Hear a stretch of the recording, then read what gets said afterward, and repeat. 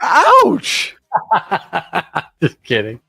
You're one of the greatest, nicest people I've ever met. I mean, I can't believe it. I was like, oh my God. No, if I used to have a webinar, guy, it's like you got to kind of pay someone a punch. It's like I just asked Josh if he wants to. He's going to do webinars. I'm not a teacher. I'm more of a, I don't know, me.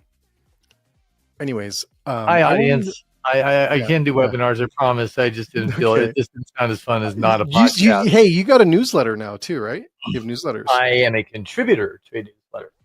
Yes. Yeah. Hospitality Hangout. There will be a new feature in there under the name of. What did you come up with? What did you come up with? I think we're going to go with Back to the Future. Are you? You didn't listen to anything I said. I ran it by many focus groups. They are the ones who all picked it. But I can also switch it out. We'll see. A/B testing is a thing. Yeah, it is. And making promises is a thing. Anyways, I want to say welcome, and we have a great show tonight. And unfortunately, Dominic is not here tonight. He's out dating. Should I say that? I don't know if I should say Love is in the air. Love's in the air. I used to say, you know what I used to say when Dominic never showed up? Yeah. To our talks, I said he was shearing goats because he's a professional goat herder. Really? Yeah, he does. He does it in real life? Not at all. Oh, because I used to be a goat herder. I used to milk goats. We had Nubians. They were white goats. I had about 5 of them. Chad says the other co-host has goat experience. Yeah, I literally have much goat experience. I'm a very experienced goat herder. Well, on that note, so Dominic's not here tonight. We have a great show. I just thought you mean he was the greatest of all time. It had nothing to do with that. He's actually. We had T-shirts up that Dominic was really a goat. Yeah, the greatest of all time goat herder, the goat. Well, no, he's the greatest of all time podcaster. Oh, but I thought he's not a podcast. It's not, so it's kind of screwed. Well, you get caught in that trap every day, don't you? I know I do, but you're on your toes. I'm excited to talk with our guest. I think he's incredible. He's a legend. He's a legend. Josh, what's his name? Kopel. Yeah, I've heard around. What does he do? He's a legend. I think when you look at what he does on coaching and helping businesses. Yeah. I didn't mean to hit that button. You know what? I look at him. I love the Canadian people to know who he is. So write it down, Google it, because you can Google him. Also go on LinkedIn. He's got incredible content. He's got incredible information. Yeah. He can help you with your businesses galore. I think he's like I had dinner with him last year in Chicago, and he's just is extremely smart guy.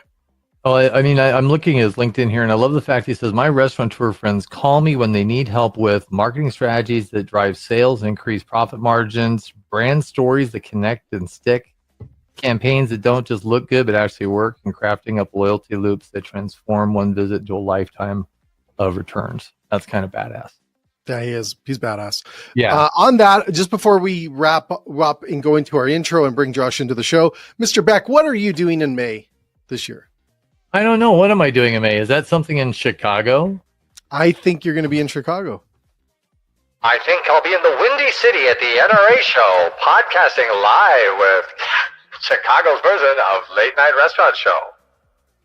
No? You know what? I think we're going to have to put a little warning. We're going to have to put that warning across the bottom. Yeah. Beck is not on drugs. Raging ADHD. Exactly. Did you have Red Bull today? Didn't have a Red Bull? I'm not allowed to have Red Bull. But I did have a quadruple espresso in the morning, as I do every day, and then I had a little bit of double shot chaser around noon. So I had a little drinky poo. Dominic would get mad, so I had to get energy for this. Like when you're talking to Josh earlier, yeah, I knew who he was. This is just me setting it up. But anyways, when you're talking to Josh earlier, everyone knows who he is. I was scrolling through or just looking at my phone. I'm like, because you guys weren't talking to me, so of course ADHD. I guess somewhere else, and I saw our freaking pod from yesterday, which we filmed so frequently. Did you see a plane? You literally featured me eating stuff. I felt so bad that I was just eating on camera, but I hadn't eaten all day. On that note, let's roll the clip. Let's roll the intro before Josh. Roll the vanilla clip. Go. Here we go. Josh, if we don't want him to leave, that'd be bad. Does that happen? Go. Roll clip. Ready? Here we go. Here we go. There we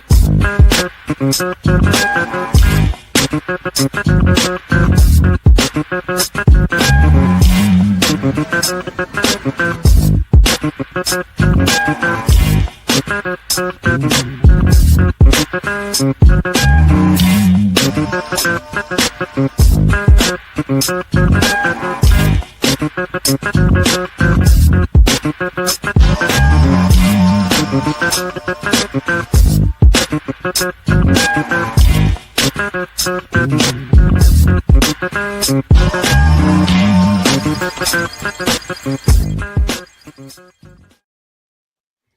Welcome, Josh.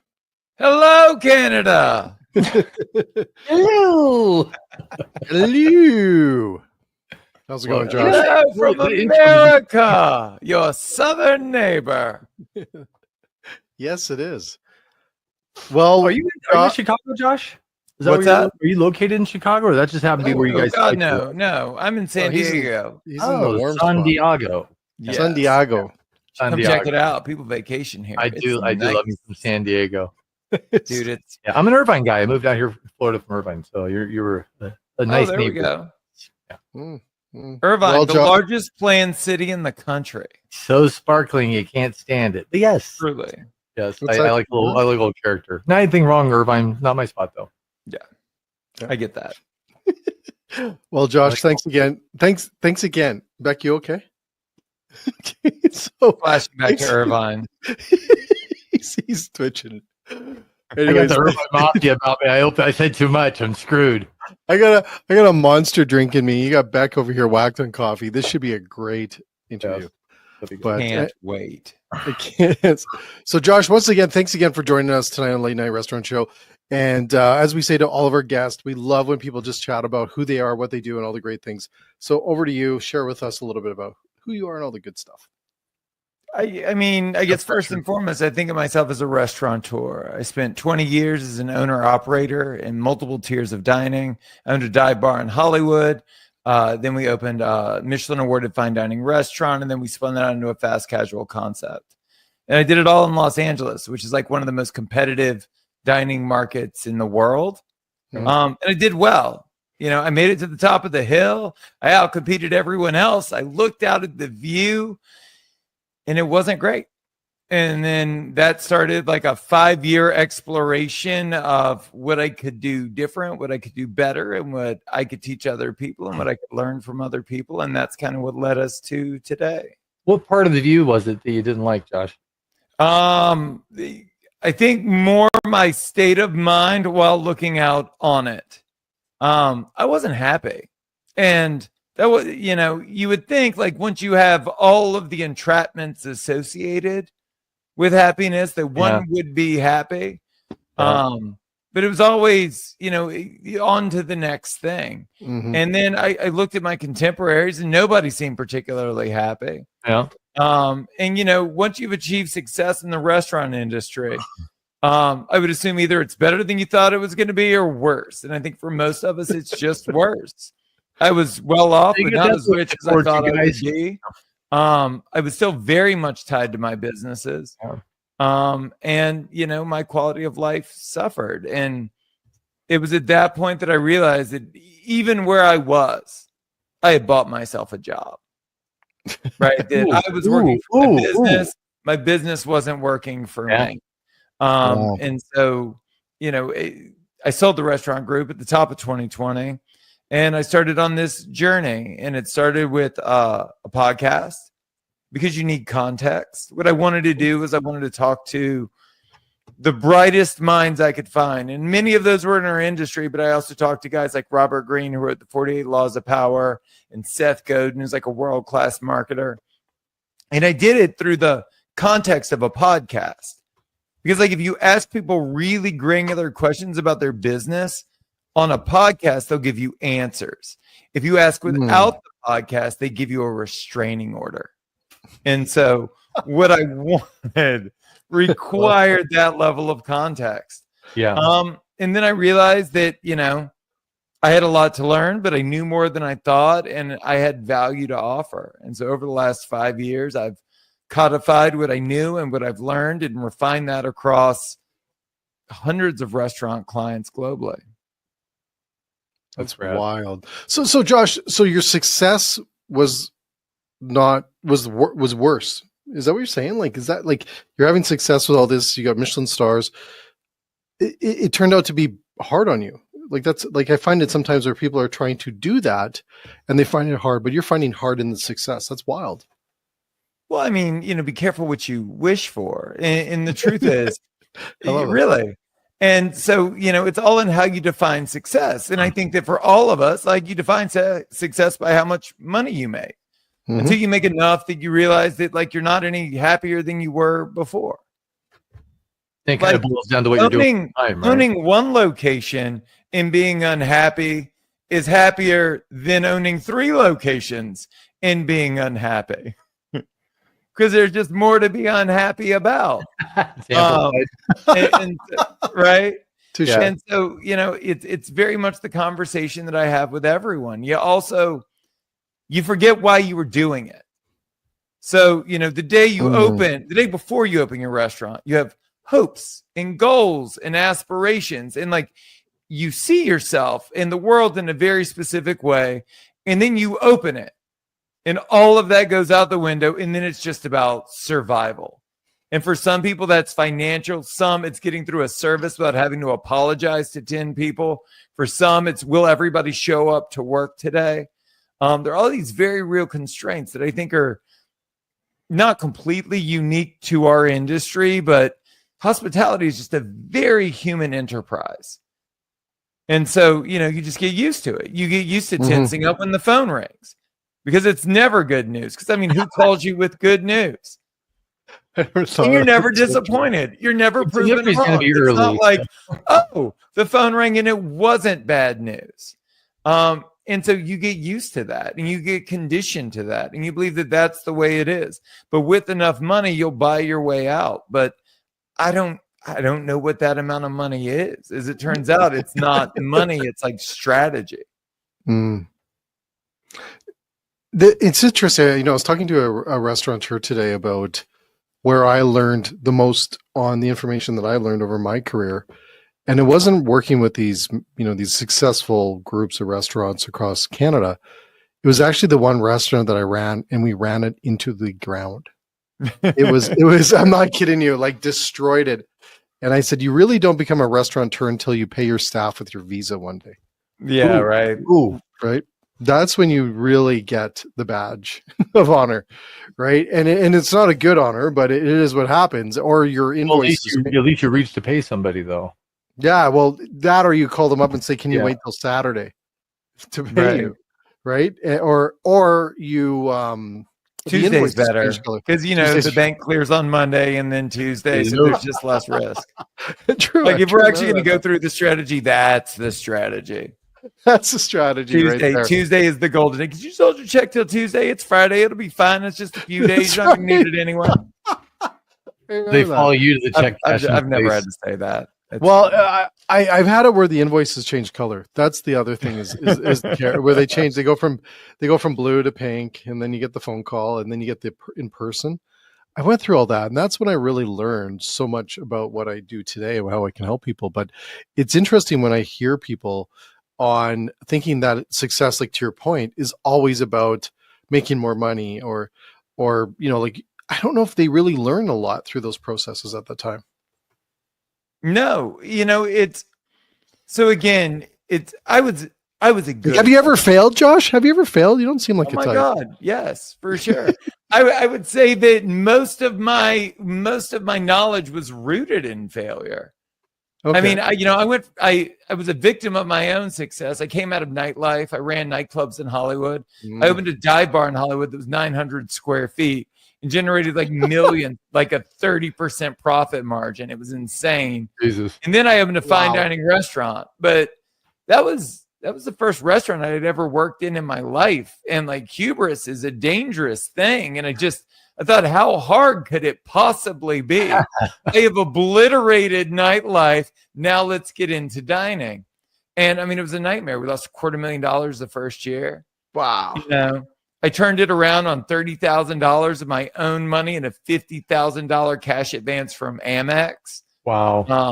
But it was like, that's when I became a professional marketer. I was good at it before, but I got really good at like adopting a marketer's mentality. We just iterated constantly, totally unconcerned with anything other than outcome. And we just tested over about 90 to 120 days until we found that like product market fit. We had found our crowd, our audience, and then it just scaled massively. What worked for you in that, Josh? Like, what were just some of the things there that you did? I mean, some of that stuff scrappy, but what was it that really resonated with your audience? I mean, Hollywood and LA is a different scene, right? What stuck? So part of it was going broad. So we were a Cajun and Creole concept. And, we lost all of that money because we had cannibalized the market. And it turns out that like in the second largest city in the country, there are like 18 people that are super passionate about that food and will eat it 3 times a year. And we weren't cheap, so it wasn't ideal. Right. So we had to go broader, right? So then we went Southern, then we went New American, and then we went American. And we eventually settled on Southern Classics Reimagined. And it was this thing that like people attached to. So then we had a concept that people were really excited about. And then, it's everything that I teach today, but like I had to iterate to figure it out.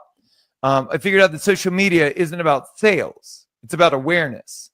Mm-hmm. Like everyone tells you, oh, you have to tell your story and all of that. But it's like, how do you tell the story in a way that resonates, in a way that actually matters to the people that you're talking to? Because it's not about why it matters to you. It's about why it matters to them. And then we got scrappy. Like we lived in the DMs. Like, hey, why are you following us? Did you come in? Sorry, you had a terrible time. Why don't you come back?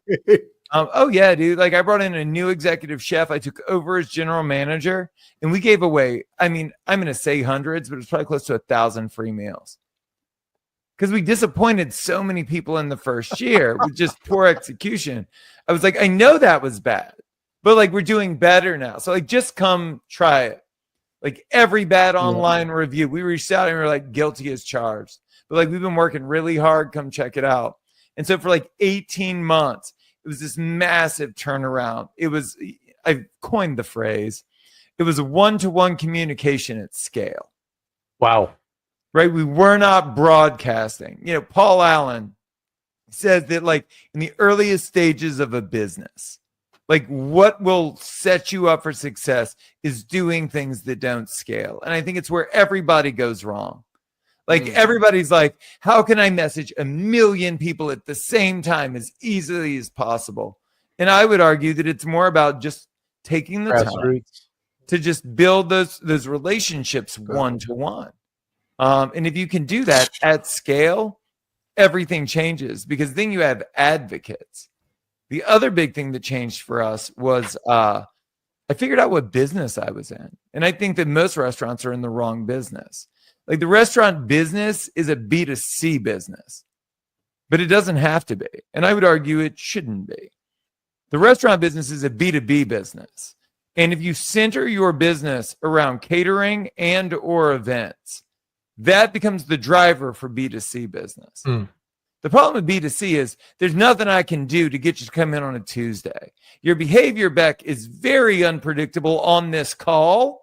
So I represent that statement. That your dining habits probably mimic that. So like I can't. I love they pick something early. This is great. I love this. I can't influence you, but what I can do is I can adopt a B2B strategy. And B2B is highly predictable, right?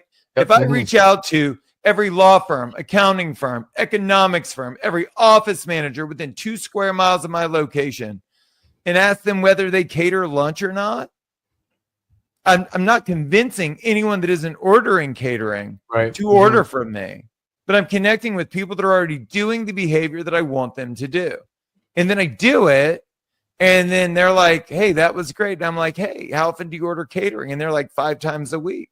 And I'm like, why don't we do this? I'll set you up on the 1st and the 15th. And we'll just automate this. And this is one less thing for you to deal with. And then what they did was they created recurring monthly revenue in the restaurant industry, which is unheard of. And I could control it. I could control how much money I made. Because if I sent out more emails, I made more money. If I made more calls, I made more money. And for the audience, like, can you do that in your business? because that was transformative for me. And the more events we held and the more catering we booked, the more customers we got naturally, because they were experiencing us in their office and then they would bring their family. So like that, those were the two big things that like transformed my life. Hey, when you were having the rough patch, can you remember what like the most scathing review you got was? Oh Just yeah. randomly. You can remember that? You guys know who John Waters is? Yes. Yes. So I, like most restaurateurs, I wore wild suits. It was kind of my thing. So like big plaids, big patterns. Yeah. And my executive chef at the time was on one, and he was just not one to take critical feedback well. And so this person had ordered the fried game hen and sent it back because it was too dry. And it wasn't. I mean, candidly, like we sous vide it. Like we just finish it in the fryer. Yeah. So, I mean, Or this just is screw it good up with the sous vide. to perfection. So we refire it. We send it back up, and she sends it back down again, saying it's dry. It's just too dry. And the executive chef takes the plate upstairs. No. There is a Yelp review about this. And I am following him up in this suit. And all of this is detailed in the online review. He walks up to the table, puts the plate in front of her, grabs the chicken in his hands, and squeezes The it juice out of it. until the juice comes out. And he goes, I just wanted to come up and apologize. I can't make it any juicier than this. And I'm standing there in my 3-piece plaid suit, and the blood is just draining from my face. Did you know he was about to do that? No, it's not like he cleared it with me. It's like, I'm going to go up there and shame us all. Man. So he does this, and I don't want you to think it was a 2-top, right? This was like a 12-top. Right? No, it was like a thing. It was like a whole thing with an audience in the middle of like a Saturday night dinner push. And so in the article, the woman details all of this. And she's not wrong. And then she references me. And she goes, and then the stupid owner is standing there looking like John Waters in a ridiculous suit. Oh, my God. And I was like, oh, no. that suit is a little John Watersy. And everything else is kind of true, too. You still wear the suits? I don't wear them as much. So I do just a touch of on-site consulting. And when I do throw the suits back on. They just feel good. Yeah. Let your It's freak nice to know Wow. that this old dog still got some new tricks. That's awesome, man. Thanks for sharing that. Right on. Wow. That is Wow. wild. Yeah. They're probably expecting the apology, the owners there. Oh, for sure. Oh my God. The chef came up. This is going to be great. Oh, And then my he God. literally just, yes. It was That is awesome. horrible. Sorry. It's almost off a movie, right? Right, for sure. Yeah, If it's only perfect. it wasn't like there in Wow. perpetuity. Listen, I wish you T-shirt. could pin reviews to the top of your like It's listing. almost the lava cake situation off a shelf. Anyways, so Josh, one of the things I want to talk about, and I think it's so great, and I like it once again. Thanks for coming to our show tonight. The part that we're dealing with, and we mentioned this just in the pre-show, is obviously we have something that's coming out tomorrow, and it's going to be put into effect on Saturday. It's tariffs. And Beck and me have been talking about this in our show for quite some time now. We've had, I think, a few shows on the subject. Starting mid-December. Yeah, we actually been talking quite a bit about this. And what a great time to have you on the show, and what a great timing to have you on the show to talk about, those obviously ideas and what you need to do to drive your business forward. But what would you say right now as we get into this, and we want to talk about some strategies and business and all this good stuff, and like you're talking about, what would you say right now to restaurateurs that are going to listen to our show, because we're going to air this one tomorrow, that is going to be affected on Saturday with their business? What would you say to them right now? Because we can't change, obviously, the percentages of the tariffs or whatever the case is. What would you say to them right now if you had a chance to say, here's what you should be thinking about? I think this is a worst case scenario, and I think that it's an awesome opportunity to change our perspective on the entire thing. So, there have been gas embargoes with OPEC and all kinds of other issues. Mm-hmm. And when you go to the gas station, like, does the gas attendant run out and apologize? Oh my God, I'm so sorry. So expensive today. We're working on it. right? Do they hold prices? Or are they like, oh, well, that's too expensive for people to pay? You know what? We're just going to eat it this week. We are in an industry where labor is ever increasing, but like our cost of goods is definitely variable. And I don't think people are crazy. I think that if you explain, like, you watch the news, you're aware of what's going on. Like, this is expensive. Well, it wasn't cheap to make. I don't think that we need to be apologetic by charging what we need to make money, because you're always going to end up apologizing, right? So either you get apologetic with your patrons, or you get apologetic for your staff when you lay them off. I think that like you need to make money. I don't understand why in every other industry they get to make money and like we have to feel bad about it. And I don't think that's the general public doing that.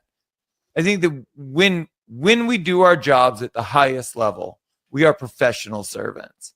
And so we want to make people happy. And because we put other people first, we're the ones that feel bad about it. How many times have you like dreaded firing someone and then you finally, get the gall up to do it and you do it and they're like, okay, cool. And you're both kind of relieved. Right? They don't care. I know. Get another job. How many people you get fired and they end up like living in a cardboard box? No one.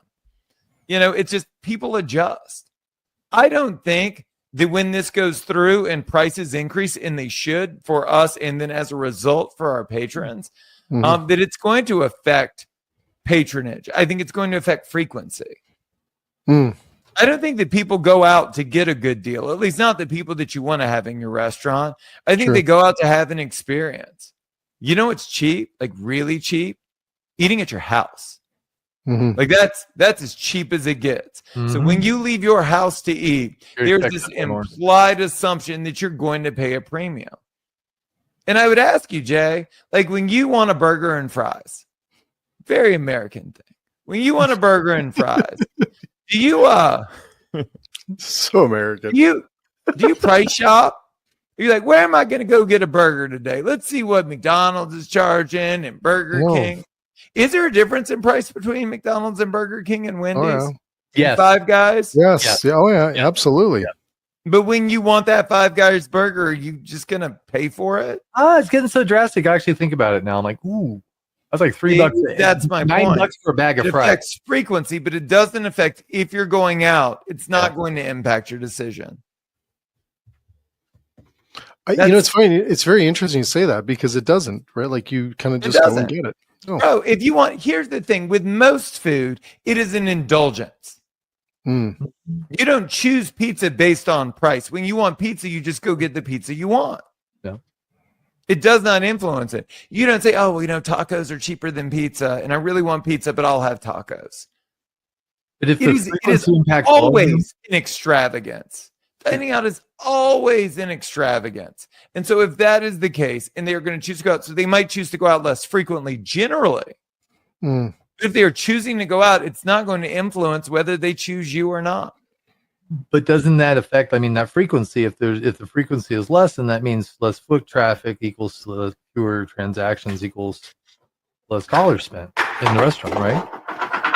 Theoretically, yes, but you should also be working on new customer acquisition as well. Oh, absolutely. And so if you're always growing that base, you don't really notice. One of the things I tell my clients all the time is, you think like everyone markets like they're marketing to a standing army, but we're not. We're marketing to a moving parade. And so that being an analogy. What's that? That's great analogy. That's a great analogy. It's not mine. I stole it.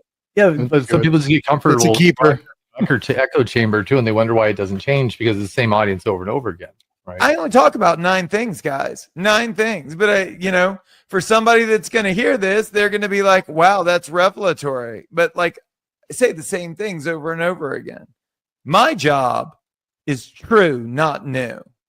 I'm not reinventing the wheel. What we're talking about are like foundational marketing strategies that work regardless of industry. It just so happens our industry hasn't adopted many marketing strategies.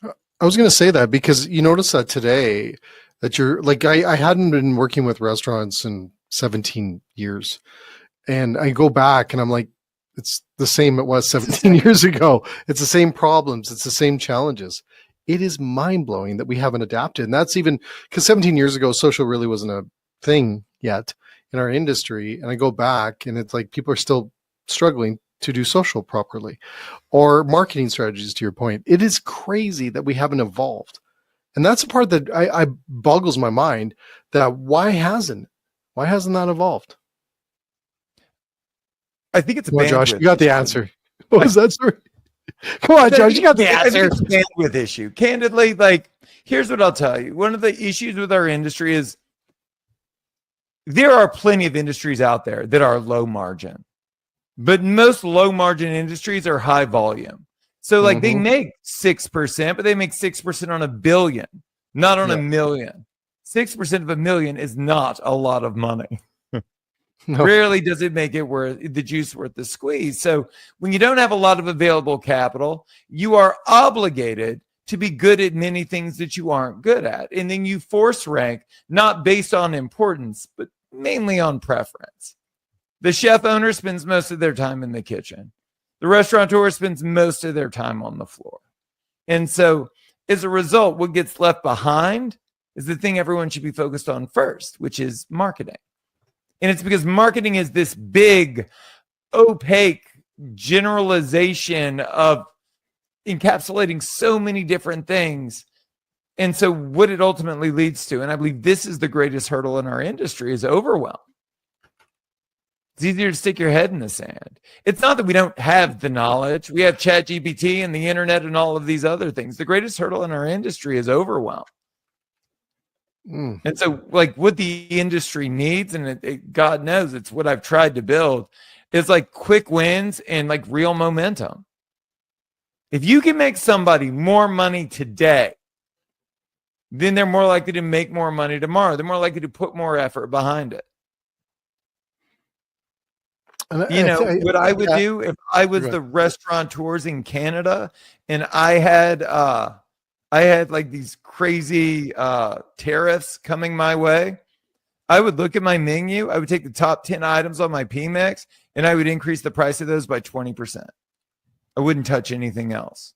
Those top 10 items probably constitute 50% of total sales.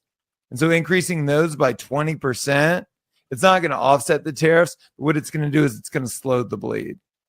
And then what I do is I'd focus on customer frequency, because even though everyone's got data at this point, nobody's using it. And I would send out an email that goes, here are 3 great reasons to come back to the restaurant this weekend. Not like come by this month, right? Not like, oh, check out this thing we did on social. Come by this weekend. And it would drive traffic because that's marketing works. I love it. So more of that one-on-one kind of thing, like grassroots that you were saying that you had done, is really because we talk about social and everyone's jumping on social and everything else. And I do see maybe some problematics in what they do in the social space. But you're just saying more frequency in that one-on-one and that emails and sending that and being more local, being focused on that community. Well, I mean, like foundationally, it is easier to sell to people that know, like, and trust you than it is to people that don't. It is easier to say, come back, than it is to say, come in. And so once they know you, it's, you know, so here's a question. How often do you think about your favorite restaurant in the world? Like your favorite one? When I'm really hungry. Seriously? It's not true, Beck. I know, exactly. I know. I like every day. No way. No, but seriously, like your number one restaurant, the restaurant that you love more than all others, how often do you think about it? Never. Hardly Never. Hardly No, Josh, you're so right. Never. Ever. And that's your favorite. What about your third favorite, right? So like everyone assumes that their restaurant is top of mind for their list, right? When it's not, because you have spouses and kids and jobs and responsibility. The job of the email is to give them great reasons to come in, but more than anything, remind them that you exist. No, because they forgot. Because Beck never thinks about his favorite restaurant. And that's his favorite restaurant in the world. So that dim sum place that he likes but doesn't love, like they're not going to get any love. I had dim sum for dinner. That's uncanny. I can smell it. That's creepy. From America. I'm in America. It's so creepy. He knew that. No, I love that, John. I love that though. I love that because the one things I said to the coaches I work with today was you need to create this community. You need to remind the community that you exist. And I think to your point, a lot of people forget that. They forget they exist. Those are the two jobs, right? Of like every marketing endeavor is to let people know you exist or remind them that you exist and why they love you. That's it. I can remember standing on the street corner outside of my bar. I owned that bar for 11 years, Jay. I'm standing on the street corner outside of my bar, like literally like a full city block away, talking to one of my regulars, and this random dude walks up and he knew the regular. He introduces me to the regular. He's like, "What do you do?" And I was like, "I own 504." And he goes, "What's that?" And I was like it's a bar. It's a bar right there. And I said, "Are you new?" And he goes, "No, man, I've lived in LA a couple of years." It's like, "Where do you live?" And he's like, "In that apartment complex right there." No. I swear to God. But it illustrates the point that awareness, like everyone thinks, "Oh, well, I've been in market 3 years." Awareness is a massive hurdle, massive. And like people underestimate it because if I was to oversimplify everyone's issues, everyone either has a product market fit issue or an awareness issue. Either everybody knows and nobody cares, or nobody knows. But if they knew, they would care. Mm-hmm. It's interesting you say that because there Gary Vee on his podcast, I was going to say a few months ago, mentioned mascots. Someone had said, "Hey, they still work. No one's doing them." Same kind of thing, right? And I drive down the street, and I remember way back many years ago, there was this mascot for this flower shop in this town that I lived in, and every day, I tell you, what? No, not a sign. No, he was like different characters all the time, and every day it was a different mascot outfit. But he still had a sign, and it said like roses $9.99, whatever it was. And this is like probably over 20 some years ago, and I still remember it. And he just flashed that sign, and he would be dancing on the edge of the curb and stuff.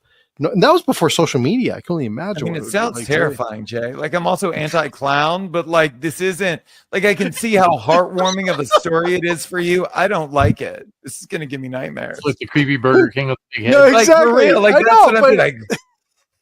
The creepy I don't like it. You make Canada sound terrifying. Yeah, we're gonna stay here, homie. I'm not really for real. Okay, it's a dinosaur outfit. No, but I just think that whole thing, like you said, it's like creating that awareness, getting people to remind, top of mind. We used to say in business, there's 10 things on every salesperson's mind, and you're number 11. Yeah, right? For sure. Yeah, we used to say that all the time. And that's the thing is, how do you get up into number 1 or number 2, number 3 on their mind every day? And that's the same thing. I always remember that because we drove by that guy, not the creepy clown. You would see that. And still to this day, I remember it. I still think the $200 on Amazon for an outfit in front of your restaurant once in a while to get people, right? It's well spent. Gary Vee's right. He's absolutely right on that. Sure. I think you got to know where you are in the funnel, right? Yep. That's really the trick. And so like if you are top of funnel, which I think social media is very much top of funnel, I think you're in a good place. I think that mascots and all of that, it works really well. I think where most restaurants screw the pooch is on conversion. It's further down. Like you look at a restaurant's website and the first thing is like, "Yo, sign up for my mailing list." And like, if you guys know Rev, like Rev's going to kill me for saying this, but I disagree with him wholeheartedly. I'm not going to sign up for your mailing list. Like I'm on your, like who goes to your restaurant's website? People that have never been to your restaurant before. Right. Don't send me emails. I don't know you. Yeah. Right. And so you look at the conversion rate of a typical restaurant website, it's 10%. 10%. It's a real statistic. So 9 out of every 10 people that go to your restaurant's website go, nah, I'm good. Because we do the wrong things. Go ahead. Does that same apply to Google then? Like your Google business page? In terms of conversion? So I look at all of them equally. I think they're all sales pages. Okay, I love it. I think that like if we were focused on optimization, conversion optimization, I think we'd be in a much better place. But like you talk to restaurateurs and they're like, I don't do anything with those listings. I'm not worried about that. And it's like all like photos of half-eaten food taken on flip phones from 1997. It was like an AI generated description, like mediocre Italian food served slow. It's just like nobody puts COVID effort masks. into it. Yeah. But like, dude, the thing is, look at the other side of the coin. People put so much effort into social media, which is incredibly low intent, incredibly low, right? But then you look at like high intent. Nobody's on your website because they're sitting on the toilet with time on their hands. They're looking to make a buying decision. Nobody's on your Yelp listing or your Google listing without it being a high intent decision. They're looking to make a buying decision. And like you could care less because you just posted a sick photo to Instagram, you know? Like people just, they look at it all wrong. And I don't say it to be dismissive. I say it because everyone's like, how do I create a bigger audience? And it's like, are you capturing 100% of the demand for your business today? That's what should keep you up at night. That's what kept me up at night. Before we got on, you mentioned something about you give restaurateurs levers, or you're talking about levers and the levers that you wish they had or would incorporate. It sounds like this is kind of hinting at some of those. Yeah, for sure. In my mind, there are like 3 levers to a restaurant business. And so it all starts with the question I asked you back. Like if a restaurateur needed to make money today, like what levers are they going to pull to bring in money today? Yeah. And so the 3 levers I found are revenue, which more specifically is profitability, awareness, and frequency. And it's like a flywheel. If you focus on any one of these things, ultimately it improves your cash flow. From a revenue perspective, like, are you running the most profitable version of your restaurant today? And we're talking food costing and labor spend predominantly, or where are the areas? What I'm talking about is the margin at large. So so much of that is a function of either top line sales, but the best lever there is going to be your per customer average spend. Like if I'm going to make more money today, which is all I care about, right? I'm going to try and influence my per customer average spend. Because if I do that, I will immediately, I'm open today, so I'll make more money today. Everybody wants to sit down and cobble together plans for, we've got a 6-week strategy that we're going to implement in 6 weeks. And then by the end of that second 6 weeks, this is where we're going to be. Like, I'm all about making more money today. I evaluate my pricing. I'm a big fan of benchmarking, right? And in benchmarking in the consideration phase. So what I mean by that is like, I benchmark against other pizza places, but I also benchmark against the other things they're considering when they're going to order pizza. What is it? Fried chicken, burgers, hot dogs. I want to know where I am in the larger scheme of things. Because if I'm underpriced, like I want to be top of market. And why do I want to be top of market? Because the market has shown that there's elasticity there. Jay's not choosing that pizza place because it's the second most expensive pizza in town. He didn't do the math. So if they're not motivated by the money, I want to make sure I'm top of market. Because if the other guy hasn't gone out of business yet, I'll take that money. So through benchmarking and scaling my per customer average spend, I'm making more money. Because everybody thinks it's like a top line new customer acquisition issue. So like everyone's like, once I get more customers in, I'll make more money. But they don't. They just make more work. And more work feels like more money, except there's nothing else in the bank account, right? And so the way we make more money is by making sure we're profitable at a great margin today. The biggest mistake I made as a restaurateur was like I ran the business of tomorrow today. Explain. Yeah, that's deep. Yeah, for me, it was about like allocation of labor. Yep. We had too many managers for a business that couldn't afford it. We had too much labor on the floor. The menu was too big. We were underpricing ourselves, but it was fine because like once we went from 1.2 million to 1.4 million, the numbers made sense. Right. But somehow, miraculously, When we hit 1.4 million, the bookkeeper said, well, no. Now it needs to be 1.6 to 1.8 to 2.1 to 2.7 to 3.4, right? And like, this is everyone's life. Like, you don't need to make more money to make more money. You need strategy, not sales. Mm-hmm. And so that's revenue. And then there's frequency. Again, the brass ring for me is frequency.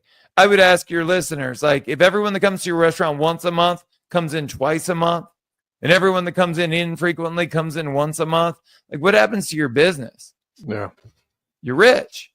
You're really rich. You're really, really, really rich. You're not even worried about the other two things I'm going to talk about, right? Because like now you have all the money you need. Throw those levers out. Right? And so like, how do you do that? Well, it starts with collecting their data and like reaching out to them in a way that inspires love and affinity and reminds them why they love you. The power of the independent restaurant is not that it's small. It's that it has the ability to appear small. That it's family owned and operated, that you could spend half the email talking about your daughter's graduation and people will be into that. And then you could share like a recipe from a dead menu item. And then you could do a cocktail demo on the most popular drink on the menu. And that's it. And if you just did that, people would come in.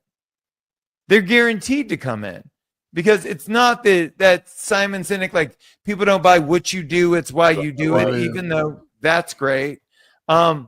People do what feels good to them. And like one of the things that I did really well without knowing what I was doing was I got people to root for me. I got people who weren't giving the restaurant money, they were giving me money. And like the frameworks that I use are the frameworks I created for me and my restaurants, where it starts out with like a personalized email. And it wasn't to add, like, I just want to thank everybody for all of the money. I just bought a Bentley. It was like, I want to thank you. And it's important for me to remind you that like, I use this to feed my family. And so it's not just that you're giving money to a restaurant, it's that you're helping support me in my life. And like, that was transformative. So frequency is everything. Because it would immediately fix your problems, and nothing that I've discussed cost a penny to implement. No. And then like once you've got a profitable model and you're able to get people in and get them to come back, then you focus on awareness. And that's more about really understanding the function of the tools that you use.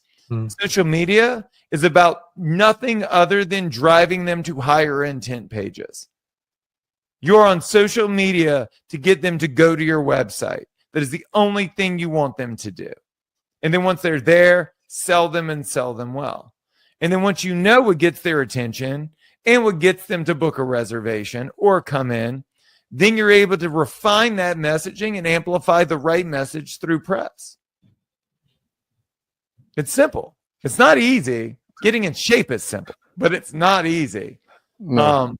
But like this is what we do. I mean, and again, like you play this back, and like these are all things that people could do on their own tomorrow. What do you think are some bad habits that people unconsciously have that run businesses? Like my dad, he I think he failed because he liked to give his drinks away at the bar and in volume to everybody. He gave a lot of booze away, just like all his friends. But so that seems to be one of them. But what are those, like some of the other common things you see in restaurateurs that just, you know, if you did that one thing, it sure would help you, even though it's by an unconscious act?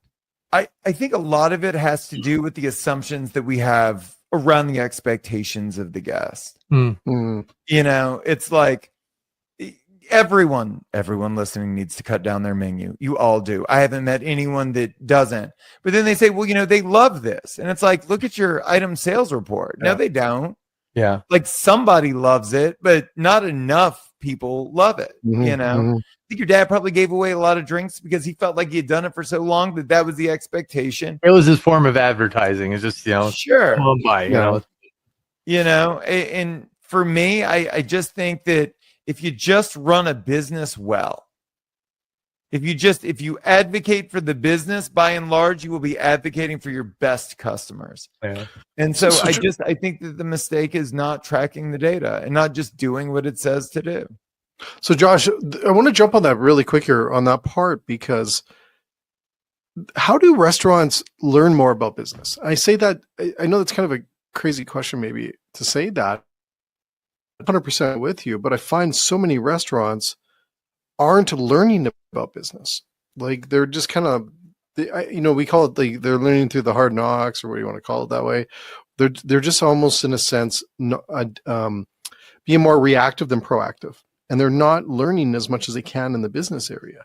And then how do they do that? Like they're deep in the weeds. I see a lot of restaurateurs still in the weeds, still in the mix of the business, serving tables. I have a lot of people still serving tables and owning, a very, very big restaurant group.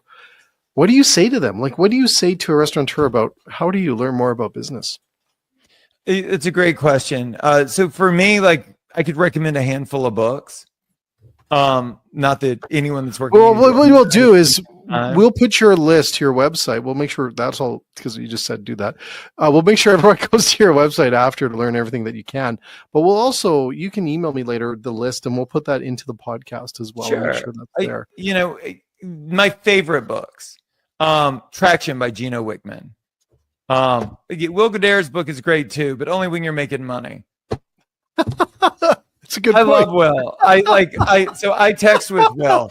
Like I know Will, right? But like you should make money first, right? Okay. There are things you should do before reading that book. If you're not making any money, read that book third. Get your EOS on first. Right. I think Traction is a great book. It gives you a blueprint for how to run a business. Blueprint. Yep. I think Good to Great by Jim Collins is a great book that will help you clearly define what you need to look like and what your team needs to look like in order to go the distance. I think Unreasonable Hospitality, once you have the money, is a great place to be. I think that Profit First is a great book that'll teach you how to run your finances accordingly. I think Buy Back Your Time by Dan Martell is a fantastic book about like owning your time. I think those are all great books. Go ahead. Okay, sorry, Josh, to interrupt you on that, but a lot of restaurateurs don't really even have time to read a book. Sure. So what's the other? Where else can they go? Like, I buy them audiobooks. All the people I work with, I have audiobooks and stuff like this, and I send them audiobooks all the time. Is that the best thing, or is there other things they should do? Like obviously podcast, but those kind. Podcasts are great. What I did was this. So I am very fortunate in that I always wanted to be in the industry. So like, it's not like I had this winding road. I walked into a bar at 17 years old and I was like, I'll just be here forever. Thanks. I just knew it. Right. And then my whole life just kind of revolved around that. And in 2020, when I decided to pivot from serving my community to serving my industry, it was because honestly, I was so burnt out that my favorite part of the restaurant industry were restaurant people. And so what I do today gives me the bandwidth to be able to give back. One of the things that I do is I do a monthly free 5-day profitability challenge where for 1 hour a day, 5 days a week with no cost, no strings attached, I run everybody through every facet of my program. I give them templates, I give them tools, I give them strategies. There are no catches. Nothing gets held back. When I started the podcast and I grew audience, people started reaching out and they were like, "Hey, can you teach me what you know?" And I was like, "No, I don't think I know anything." And so what I ended up doing to kind of codify what I knew was I went to like a coach of coaches, a brilliant man that taught me how to put it together. Because it's not about like, can you relate the information? Can you relate the information in a way that will benefit their lives?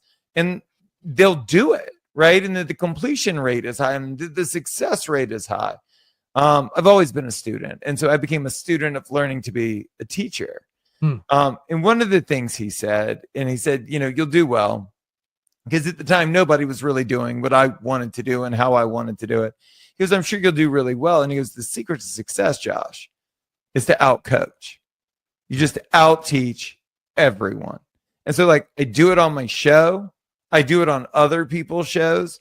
Yeah. And then also through the 5-day challenge, you're not going to find anyone nationally that is giving away more high value content. I mean, it's the stuff that people pay for, Yeah. at no cost. And I do it every single month as a give back. So like, that's a really great way to get, I can't get into the nuance with 40 minutes a day, 5 days a week. Right. So Yeah. it's all killer, no filler. And if you only had that much time, that's what I would do with my time. Wow. Shameless self-promotion. I really want to do a voice modulator. That sounds like Beck will mess it up. Don't worry. Like, yeah. All killer, no filler. There you go. Yeah, I'll get it better for you. I promise. Wow. All the time. Always. Josh, as we wrap up here, and I just want to thank you again for spending time with us. You are incredible at what you do. You literally are, and I sincerely say that. And it's an honor to have you on the show. Jay. So I'll take it all day. You take it all day. Good. When I don't have anything to say, because there's so much to hear. Like, I know, like it's shit, so like, good. For real, like, good. Yeah. And it's raw and fucking awesome. Sorry, almost late night. I can say that. Sorry. Do you guys say grade 8 shit? I'm not like Canadian guy too much. I'm like, sorry. Sorry. Anyways, it's been an honor. Like, do Canadians curse? Like, I know a few, but like, I can't. Yeah, imagine we most Americans. Yeah, no. See, that's the thing. Is here's what I'm going to say this. Father. So here's what I want to tell you my philosophy, and Becca's heard this a few times. Is I don't think if I go back and look at the situation we're in today, where we will have this situation go through tomorrow. I don't think we did a good enough job of marketing our business down to you guys in the Canadian aspect, right? You guys think we're nice, which is great. We kind of got a brand identity down there problem because we also don't know the relationship that we have with you from your perspective. And that's not your fault, right? We didn't do a good enough job of marketing ourselves or marketing the business that we do. I know, but that's what you think we are. Yeah, Michael J. Fox, nice people and I mentioned his book, but Dan Martell is a friend of mine. He is Canadian and he is very nice. See, he's very nice. He has a told you to go F yourself, very Josh, nice. Very nice. Yeah. Well, there's some non-nice Canadians up here. So, but there is a lot. Quebec. But I just don't think we did a good enough job marketing to you. So on that note, I'd like everyone in the United States. It's not your fault what's going on. It's actually, I believe, we'll take some ownership on that, and we can do better when it comes to marketing who we are and what we do, and the relationship that we have with our big brother to the south. But I just want to thank you, like seriously, Josh. Like Beck said, you are a wealth of knowledge. We'd love to have you back on the show after a few months of what's going on here, because we might need some more of your advice and tips and levers and definitely information on what to do. And hopefully we can actually kind of maybe giggle about what happens down the road. But I just want to thank you on this. It's been an absolute pleasure. You're an absolute rock star. And as Beck usually says, where can people find more about you?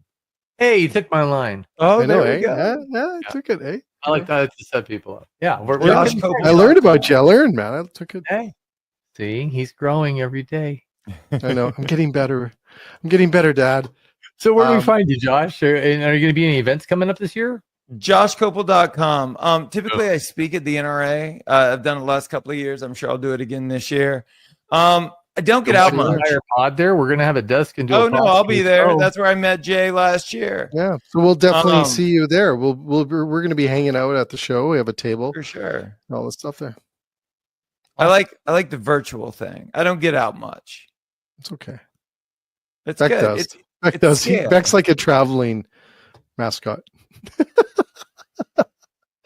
I'm a mascot. Nightmares. Nightmares, Jay. I take it with love. I am basically a human Muppet. It is okay. Like everywhere I go, I wave like a 5-year-old. I mean, it happens. You know, this is me. It's okay. Awesome. I leaned into it. Anyways, Josh, thanks again for joining us on our show tonight. Yeah, dude, you're awesome. I hope you get around to each other again. Yeah, really we'll definitely do this. All the best. Yes, sir. Thank you so much, guys. May Tilda Swinton be with you. Yes, and he's incredible, isn't he, Beck? Oh my God, yeah. I mean, honestly, I got like tingly stuff. I was like, I don't have much to say here, even to set him up for stuff, because he just has good stuff from start. Actually, you're like about a 60% less yappy than usual. Did you said I like that you were 60% less yappy?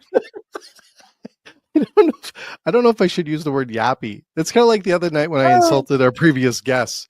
What, the saying very that- unintelligent guest that came on up until the moment our other guest was on, that everybody's dog shit until that day? Yeah, we had all these assholes before, and now we got you. 1,600 Other shows people later, pick I just all the other insult all of sentence. them.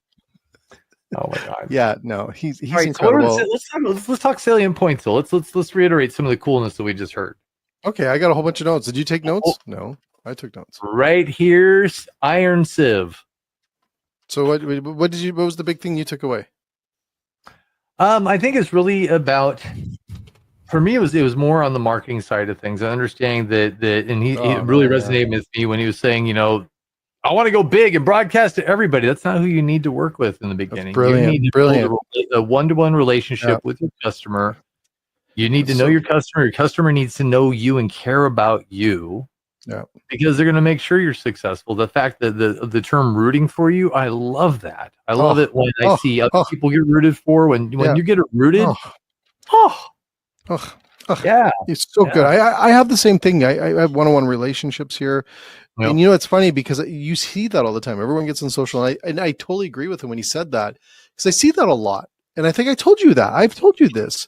In a sense that we have to get a little. I want to talk about that.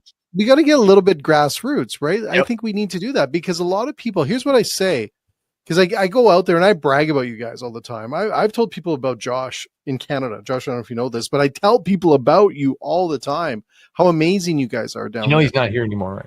No, he's down there. He's in the green room. Oh, but okay. I did. Yeah, so don't say anything bad. Yeah, I did that with Bo Jackson once, and he's like, anyway, no, we won't go there. But I say this, and I tell all the people I get to work with, all these amazing restaurateurs up here, and I go and tell them about you guys. Never heard of you guys, and I'm like, they're incredible, they're amazing. But that's the whole thing, is a lot of people get into that social aspect, not to like in doing the opposite of what Josh said, is not really getting that one-on-one component. And I think it's important. I think it is, because I see it as skimming the top. You're always hitting the top. Yeah, and you're not getting into the grassroots. Well, I think he hit on something else too indirectly, which was, I want to say this carefully, because I represent the statement too, is there's a narcissistic component to this, of the social, right? And it seems like you're better off pointing your camera at your customers than yourself.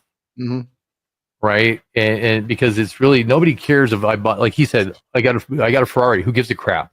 Yeah. Right. I made a family really happy, and they had the best meal ever in my restaurant. And I sat there with them and had ice cream. Yeah. Right. It's so much more. And it's something I think even for the people that are the person I aspire to be and the person I'm trying not to be. Yeah. And our peers too. I think it's a balance, right? You got to shine the 100%. Light on your customer and your audience more than on yourself. I think maybe on your brand, but I think audience that's the real star. It's I'm gonna definitely play this tomorrow night. I'm actually gonna play this as a highlight over the next few days. I'm just gonna repeat it over the next few days because it was so good. Sorry, Dom, you missed a doozy here. But one of the most, I guess, content-wise of value we've had on the show in a long time. Not saying I don't know if I insult everyone else there, but it was just so good in a sense. There's so much tangible actions that you can do tomorrow to change your business. It's that good horse sense. It gets you right where you need to be. It was really good. So he's incredible. He almost did a voice. I was like, I almost did. Yes, you don't want me to. You do not want me to. Oh, I bet you got a good voice. No, you don't. No, you don't get there. Anyways, there's lots to take away from this, and I just want to thank him. And he's incredible. We're going to put up the list of books that he suggested as well on the podcast channel, and then we'll definitely pull some of these clips out, some gems from this as well. What else that needs to happen? I think we need to invite Rev on.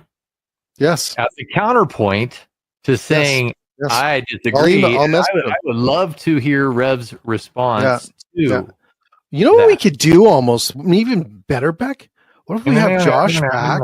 We have Josh back and Rev, and they do like a UFC thing, but virtual. right? And Hey, now, Josh, we go a little battle royal. yeah, Let's a little fight battle this out. royale. Let's get this out, right? Fight. Fight. Right? I don't know. Let's go for it. So, I love it. you know what? It's an And I honor think- always I doing think it. the ring judge should be Bill Oakley. Bill's coming on the show next week. Next Yeah. Tuesday, Bill's back. Oh, cool. Yeah, Bill's back next Tuesday. Am I allowed to be on the show? I think I freaked him out last time. No, I think he actually might have a man crush on you. I'm going to bring a steamed ham. So I don't know. We all have man crushes on you.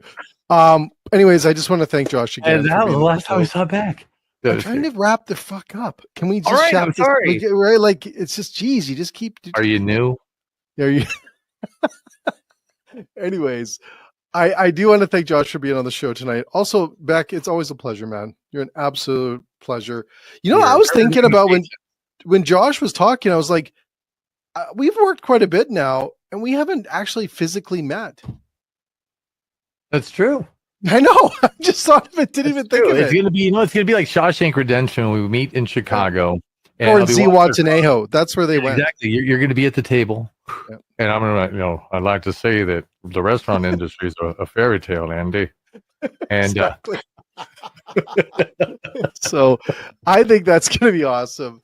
But we're going to have maybe, or running down the beach together. We're running together. I think we're running down the hallway of McCormick Place. We're starting a flash mob. Everybody's going to dance through the building. We're going to march into the streets, do the whole Ferris Bueller, take over the parade. No. All right. On that note, thanks again, Josh. Beck, you know what? I still think you're from Swift Current, Saskatchewan, and my mom had you, and I didn't. I'm from Saskatoon, bitch. I told you. All right. Let's wrap it up. All right. Have a great evening.